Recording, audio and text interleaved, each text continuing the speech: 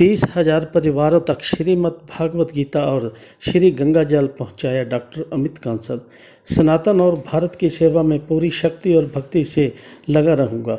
भगवान श्री कृष्ण की अमर वाणी श्रीमद् भागवत गीता हमेशा पवित्रता, शक्ति, अनुशासन, ईमानदारी, दयालुता और अखंडता के साथ जीवन जीने के लिए प्रेरित करती है।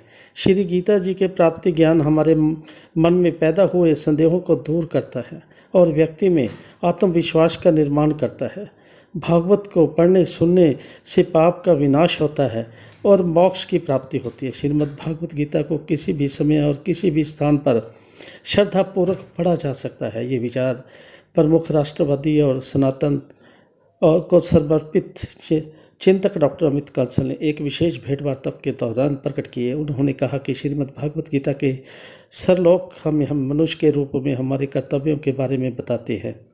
श्री गीता जी के में जीवन की हर एक परेशानी का हल मिल जाता है और सफलता प्राप्ति के गहन रहस्य भी श्री गीता जी में ही मिलते हैं। डॉक्टर कांसल ने कहा कि अपने आप को सौभाग्यशाली मानते हैं कि भगवान श्री कृष्ण ने उन्हें अपनी पवित्रता वाणी को घर घर पहुँचाने के लिए चयनित किया है और वह भगवान की इच्छा के अनुरूप ही अब तक 30,000 से अधिक परिवारों में भगवान श्री कृष्ण की अमर वाणी श्रीमद् भागवत गीता का प्रकाश हो चुका है। डॉक्टर कांसल ने कहा कि भारत की युवा पीढ़ी को अगर वैष्णव से बचाना है तो उन्हें सनातन से जोड़ना होगा और श्रीमद् भागवत गीता सनातन का सर्वश्रेष्ठ ग्रंथ है।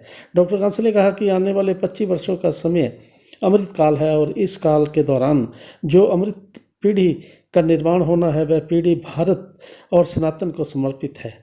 उसके लिए ये जरूरी है कि उन्हें अपनी महान संस्कृति और धर्म का ज्ञान हो।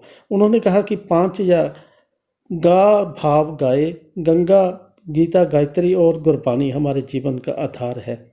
इसके प्रति प्रत्येक व्यक्ति के मन में अटूट श्रद्धा होनी चाहिए और उनकी रक्षा के लिए प्रत्येक भारतीय को बलिदान देने के लिए भी तैयार रहना चाहिए। पवित्र गंगा मात्र सिर्फ एक नदी ही नहीं, हिंदू धर्म में उसे माँ का दर्जा प्राप्त है।